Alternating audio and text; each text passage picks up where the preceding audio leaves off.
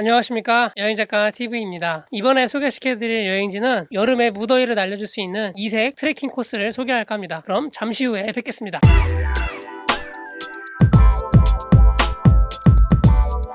무더위를 날릴 수 있는 여름 이색 트레킹 코스는 크게 야생화가 있는 곰배령 트레킹과 계곡을 따라 걷는 아침가리 계곡 트레킹으로 나눠집니다. 이 두 개가 굉장히 거리가 가깝거든요. 그래서 1박 2일 코스로 이 두 가지 트레킹 코스를 소개하려고 합니다. 먼저 소개할 곰배령 같은 경우에는 전봉산 자락에 있는 능선 고개를 뜻하는데요. 곰배령이라는 뜻이 곰이 배를 드러내놓고 하늘을 향해 누워있는 모습 같다고 하여 곰배령이라 이름 붙은 것입니다. 곰배령은 기존까지 산림유전자원 보호구역으로 지정되어 있었기 때문에 일반에는 공개가 되지 않던 장소였는데요. 몇 년 전부터는 산림청에 사전 예약을 통해서 하루 500명가량 인원이 들어갈 수 있게 되었습니다. 그래서 곰배령을 천상의 화원, 비밀의 화원이라고 이야기를 하는데요. 곰배령의 가장 큰 특징은 야생화가 굉장히 많다는 것입니다. 기온이 일반 육지보다 좀 서늘한 편이라서 5월 중순에서 5월 말경에 봄에 야생화가 피고요. 여름에 피는 야생화 같은 경우엔 7월 말에서 8월 초 중순까지 피게 됩니다. 그런데 지금 저희는 여름 휴가지를 추천하는 것이니까 7월 말에서 8월 초 일정을 잡고 예약을 하시면 곰배령에 있는 여름 야생화를 만나보실 수 있습니다. 야생화가 워낙 많고 피고 지는 시기가 짧기 때문에 어떤 야생화가 핀다, 이거를 제가 일일이 다 설명드릴 수 없기 때문에 사진 자료로 어떤 야생화가 있는지 천천히 한번 보도록 하겠습니다.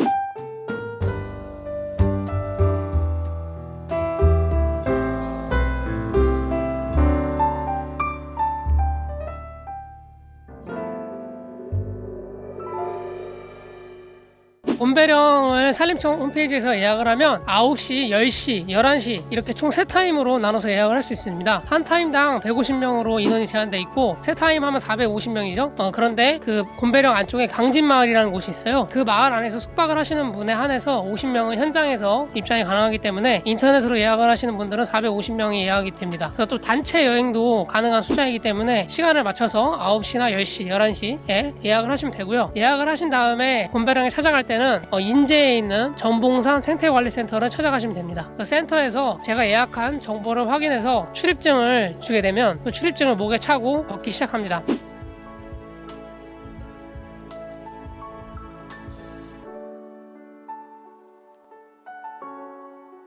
본격적인 곰배령의 원시림이 펼쳐집니다. 그런데 야생화가 굉장히 작아요. 우리가 뭐 벚꽃이나 이런 꽃들을 생각할 때는 나무에 막 엄청 많이 피기 때문에 한눈에 찾기가 쉽잖아요. 하지만 야생화는 발 밑에 아주 작게 피어납니다. 그래서 정말 작은 거는 손톱보다 작은 것도 있고 보통은 뭐 손가락 크기 이 정도인 것도 있기 때문에 길을 걸을 때 너무 빨리 걷지 마시고 천천히 자기 발 아래를 내려다보면서 걸으시다 보면 많은 야생화를 만날 수 있을 것입니다. 제가 곰배령을 추천드린 이유는 야생화도 야생화지만 그 지대 자체가 좀 서늘한 지대이기 때문에 바람이 숲 사이로 착 들어올 때 굉장히 청량감이 느껴져요. 그래서 마치 에어컨을 틀고 있는 듯한 느낌이기 때문에 여름에 걷기 굉장히 좋고요. 원시름을 따라서 곰배령 능선까지 딱 올라가게 됩니다. 곰배령 능선에 도착하게 되면 푸르른 초원이 조금 펼쳐져요. 그 멀리에 있는 주변 산들이 보이고요. 그 풍경이 마치 약간 좀 알프스 느낌이 난다고 해야 될까? 그래서 굉장히 좋고요. 곰배령의 그 능선에 도착하면 곰배령 돌 비석이 하나 있고요. 거기서 다시 왔던 길을 내려오는 겁니다. 근데 최근에 작년인가 재작년부터 내려오는 코스가 개발돼가지고 살짝 옆으로 돌아서 내려올 수 있는데 그쪽으로 내려오셔도 되고 왔던 길로 다시 내려오시면서 지나쳤던 야생화를 한번 다시 보는 것도 좋습니다. 이 곰배령이 해발이 1000m가 넘거든요. 이 전봉산 생태관리센터에서 곰배령까지는 고도차가 400m밖에 되지 않습니다. 그리고 총 길이도 5km 정도밖에 되지 않기 때문에 걷기에 어려움이 없습니다. 대부분 완만한 코스이기 때문에 천천히 정말 여유를 즐기면서 야생화와 함께 걷기 좋고요. 그렇게 곰배령을 걷고 내려오면 벌써 오후가 되어 있을 겁니다. 그러면 이제 우리가 걸었기 때문에 좀 다른 데를 돌기보다는 여름에 휴가에 맞춰서 좀 쉬어야 되잖아요. 그래서 방태산 자연휴양림을 이용하시는 걸 추천합니다. 그 방태산이라는 곳이 예부터 삼둔사가리라고 불렸던 곳이거든요. 삼둔사가리는 사람이 숨어서 살기 좋은 곳을 뜻해요. 그래서 여기서 말하는 둔은 그 계곡에 숨어있는 평평한 지역을 말하고 사가리는 계곡 안에 있는 밭가리를 할 수 있는 곳을 말하거든요. 이 방태산의 남쪽이 삼둔이고 방태산의 북쪽이 사가리거든요. 그래서 이 방태산이 굉장히 산골 깊은 오지다. 이 옛날 기준으로 전체적으로 봤을 때 이 오지 숲이 우거져 있고 물이 마르지 않는 곳이잖아요. 그렇기 때문에 방태산이 굉장히 시원합니다. 방태산에 흐르는 계곡물에 발을 담그고 있으면 발이 시려울 정도예요. 한여름에도. 그만큼 물이 시원하기 때문에 이 방태산에서 좀 쉬어가는 거를 추천드리고요. 다음날은 아침가리 계곡 트레킹을 하게 됩니다. 아침가리 역시 뒤에 가리가 붙죠. 앞서 얘기했던 3둔 4가리 중에 한 곳이 바로 아침가리인데요. 우리가 이 아침가리에서 계곡을 따라서 트레킹을 하게 됩니다. 아침가리 계곡 트레킹의 코스는 방동 약수터부터 시작해서 방동 고개를 넘어서 조경교에서 그때부터 아침가리 계곡을 따라서 내려와가지고 진동리 갈터까지 내려오는 코스를 말하는데요. 처음에 방동 약수터까지는 택시를 타고 가시는 게 좋습니다. 왜냐하면 종점이 진동리 갈터이기 때문에 진동리 갈터에 주차를 하신 다음에 택시를 이용해서 방동 약수터까지 가셔서 걷는 것을 추천드립니다. 근데 방동 약수터에서 방동 고개를 넘어가는 길은 임도길이에요. 그래서 솔직히 좀 걷기에 그렇게 재미난 길은 아닙니다. 1시간 정도 걷다 보면 조경교라는 다리가 하나 나옵니다. 그리고 컨테이너로 된 매점이 있습니다. 그쪽에서부터 아침가리 계곡이 연결되거든요. 그래서 그 다리를 넘어가지 않고 그 다리 밑으로 내려와서 계곡을 따라서 이제 본격적인 계곡 트레킹을 하게 되는 것이죠. 계곡 트레킹 초입 부분에는 길이 없어요. 그래서 계곡에 몸을 담그고 시작을 해야 됩니다. 그런데 처음에 물에 몸을 담근다는 게 좀 그렇잖아요. 몸이 다 젖고 신발도 다 젖고 하니까요. 하지만 물에 몸을 담그는 순간 정말 그 시원함이 밀려오기 때문에 그 짜릿한 쾌감을 잊을 수 없어요. 그래서 처음에 용기 내서 과감하게 발과 몸을 물에 담그면 그때부터 계곡 트레킹이 정말 즐거워집니다. 항상 그 계곡 안에 몸을 담그면서 걷는 것은 아니고 중간중간에 계곡 위로 솟아있는 숲길이나 돌길을 걷게 되고요. 계곡 안에 몸을 담그는 길과 그냥 그 계곡 위를 걷는 길이 반반씩 섞여 있다고 보시면 됩니다. 그래서 어떤 때는 계곡을 헤엄쳐서 건너고 또 어떤 때는 계곡 따라 옆으로 난 길을 따라 걷기도 합니다. 그렇게 걸어서 진동리 갈터까지 내려오게 되는 건데요. 평상시에는 수심이 깊지 않아요. 수심이 좀 깊어야 허리춤까지 오는 곳이 많고 물론 좀 깊은 데도 있기 때문에 코스가 아닌 곳으로 무리하게 가시는 거는 추천드리지 않고요. 코스만 따라갔을 때 깊어야 이 허리춤까지 밖에 오지 않기 때문에 걷는데 크게 무리가 없습니다. 그리고 마지막에 그 진동리 갈터 앞에는 계곡이 모여가지고 하천같이 크게 흐르는 구간이 있습니다. 거기를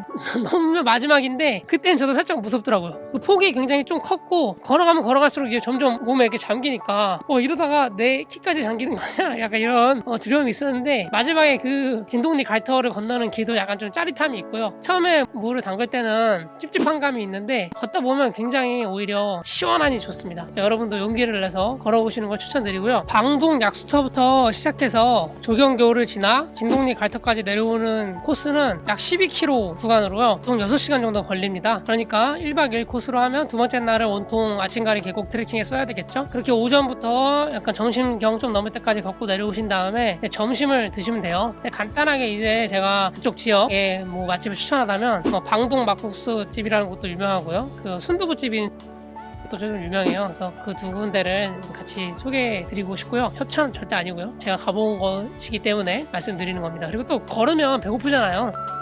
계곡 트레킹을 한번 하고 나면 그 짜릿함을 잊을 수가 없거든요. 왜냐면 정말 시원함 그 자체이기 때문에요. 그래서 제가 앞서 1박 2일 코스로 곰배령 야생화, 방태산 자연휴양림, 아침가리 계곡 트레킹을 소개했지만 다른 계곡 트레킹도 해보고 싶은데 하시는 분들을 위해서 격가지로 또 하나의 계곡 트레킹을 추천해보고자 합니다. 그럼 바로 덕풍 계곡인데요. 덕풍 계곡은 삼척과 울진 사이에 있는 응봉산이라는 곳에 숨어져 있는 계곡이거든요. 서울 기준으로 가장 교통편이 애매한 곳이잖아요. 그래서 사람들이 많이 찾지 않습니다. 그런 곳에 덕풍 계곡이 숨겨져 있는데요. 덕풍 계곡을 찾아갈 때는 덕풍 산장이라는 곳을 먼저 내비로 찍어서 찾아가게 돼요. 근데 그 덕풍 산장으로 가는 길이 외길이거든요. 그 산골에 있는 외길을 따라서 꼬불꼬불 길을 올라가다 보면 덕풍 산장이 나옵니다. 그 덕풍 산장에 주차를 하고 산자락을 따라서 좀 걷다 보면 이제 계곡을 만날 수 있거든요. 그때부터 이제 본격적인 계곡 트레킹이 시작되는 건데요. 이 덕풍 계곡이 U자형, V자형 뭐 이런 식으로 협곡으로 되어 있기 때문에 굉장히 계곡 자체의 풍경도 좋은 편입니다. 덕풍 계곡은 총 3개의 폭포와 용소로 이루어져 있습니다. 그래서 1용소, 2용소, 3용소로 이렇게 크게 구간이 나뉘는데요. 보통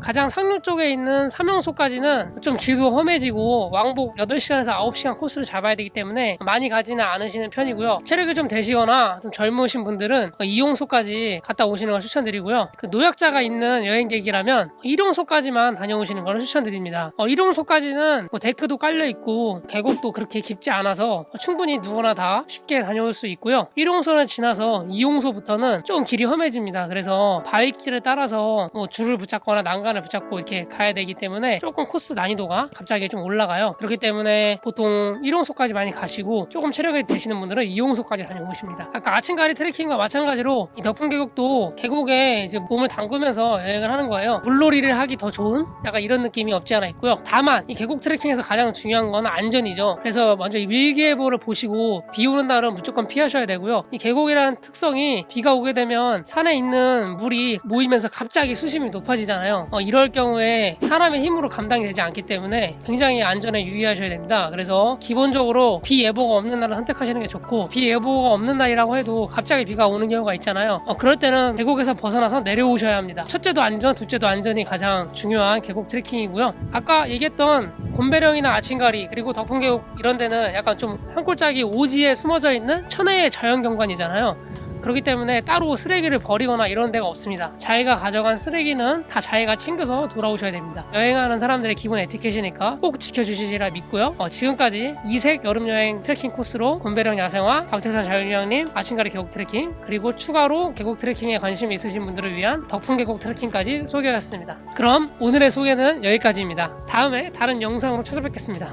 감사합니다.